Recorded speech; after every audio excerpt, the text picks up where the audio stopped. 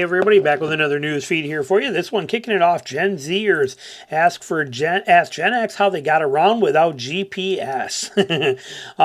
Well, for those of you guys that are watching this that don't understand what things were like before the internet, some of these comments go on to say we used MapQuest. Well, I've been a photographer for 28 years, and which meant that I had a wedding photographer, so I had to drive to people's houses, locations that I've never been to, even before this.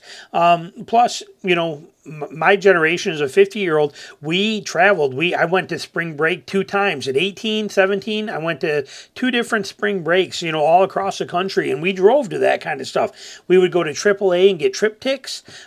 Plus, there was a time when maps were available in every single gas station. They would have a little spinning rack with maps all over them, and you could buy a map for anywhere from $1 to $5.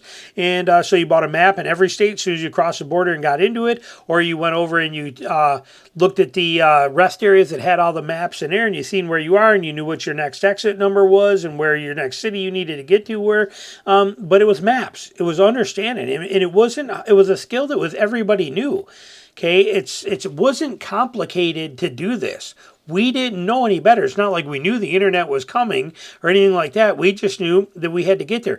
There are signs on the road. Okay, they're usually green, and they tell you what town is here, what city, what exit, what road, which way to what city. There's these little mile marker things on every highway that's there that tells you 246, and a mile up it'll say 247, and another mile up it'll say 248, and then exit numbers, exit 256. Okay, all of these things have purpose, and when you combine those with maps and you're using this stuff, it was pretty easy to navigate, to go anywhere you wanted to. You had a major map that showed you the whole state, and then you also had detailed maps that would show you inside these areas so you could see where all the little side streets were, all this kind of stuff. It really wasn't super complicated. You just had to read a map, and I'm sure a lot of you guys watching this, you remember these days. They were there. They were legit. It was how it was done. Today, we got it so easy. I bought one of the first GPSs in a car that came out, a Garmin one, it was like huge. It was like this big, and I paid like $600 for it.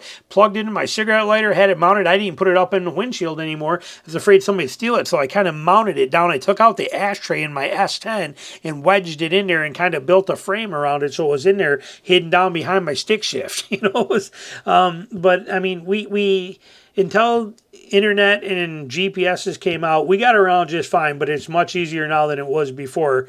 But maybe this article brought back some very interesting memories of all the stuff we had to do for that. Like I said, sitting there with pen light. You always had a pen light on your visor. You had your interior lights, but it wasn't always the best one, especially like if you were driving like Jeeps and things that didn't have good ones up there. You'd had that pen light in your mouth, and you'd be staring at your map, looking at your map with that light there, trying to read and follow things. And like I said, it was just the way things were. It wasn't very complicated, and everybody knew how to do it at the time. Moving on from there. If you own or people are buying Cybertrucks, you can't get insurance for them. Okay, Geico will not insure you anymore.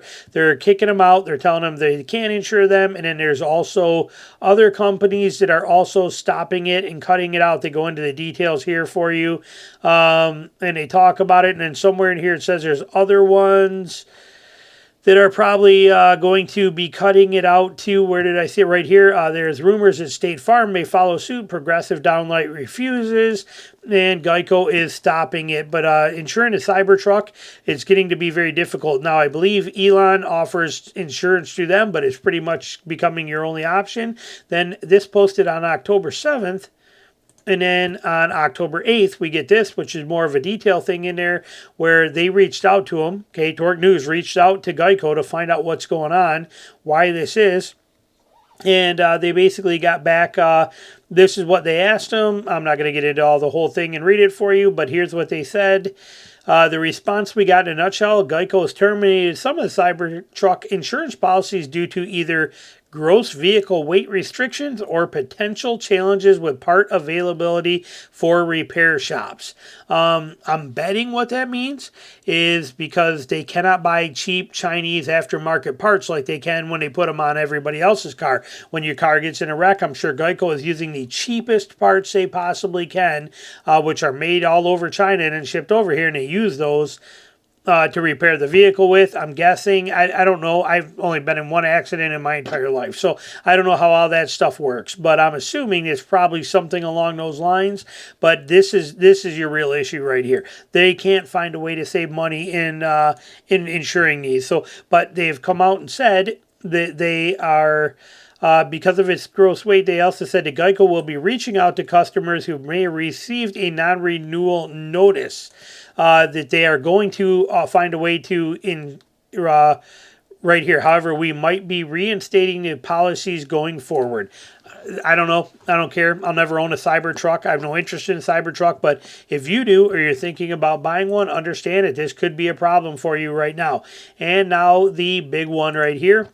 This article from Yahoo Finance, it's Stellantis CEO says car maker on pace to fix its sales problems after poor performance this year. Yeah, blah, blah, blah. But it says in here that he said he plans on getting it all done by Christmas.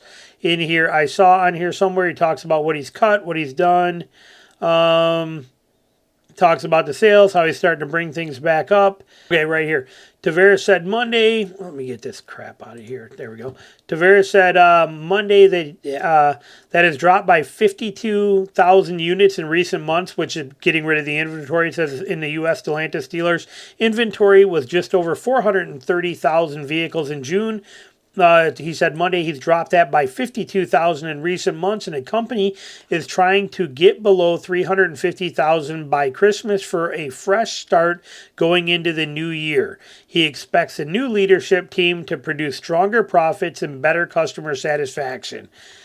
I don't think it's going to happen, but the key thing to note here is they are trying to reduce the inventory, which means hopefully some deals are going to pop up for us. Okay, we're coming into Christmas. He said below 350 by Christmas. If you are looking to buy a Jeep or a Ram truck, December will probably be your best month. They will be doing everything they can to get to below this number, and it's going to be a huge time. The dealers are going to be negotiating. Things are going to be happening, and it's going to be a buyer's market for sure. That's going to be a great thing. They got dealers that are pissed right here. This David, owner of a Stellantis dealership near Philadelphia, said dealers still have 4.5 months supply of some models. 3 years ago, he sold 170 new vehicles per month. Now he's down to selling 90 a month, and he's making up for the lost transaction by selling more used cars. He has the new cars there, but they're not selling, so he has to sell the used ones. That's pretty crazy. And then he says Stellantis needs to start building gas-powered cars and hybrids vehicles that people want to buy. Hold off on the EVs until better charging systems are in place. He would know. He's a dealership. Okay, I think if we don't radically change our philosophy on product, we're going to have a bigger issue than one is way harder to dig out of. He also said the company got out of sedans and no midsize SUVs, the largest part of the U.S. market. Very true. So, like I said, they dug some holes. They're in some trouble here. But the key takeaway for us, this was a very good article. I mean, it's really worth reading for all the details. We've covered most of this in videos for you already. But the key takeaway in here is that where he said he wants it below 350,000 units by Christmas. Use that to your advantage if you're looking for a new one. And as far as these people on my comments, Jeep and Ram's going to just disappear. They're going to be gone. Nobody's God, it cracks me up. Stellantis is going nowhere. Jeep and Ram are going nowhere. Jeep and Ram are the only thing keeping Stellantis afloat in the U.S. They're not getting rid of them. They're not going bankrupt. They're not disappearing. Yes, they may get bailout money, but it is not going to change. If you buy one, they will still be here in 5 years from now. Okay, don't get carried away. Don't lose that stuff. Like I said, if you read the comments in my videos, some of them just make you shake your head and laugh. But realistically, the way I see it, buying a Ram or a Jeep right now, fantastic buy. Best time to buy them. And they're not going away, and they're not going to disappear, and it's not like you're not going to have a dealer to service them, and it's not like you're not going to be able to get parts for them, and none of that stuff is to be concerned or worried about. It's not going to happen. If you want one, go take advantage of it and buy it. Never been a better time. Thanks for watching. Put any comments you got down below.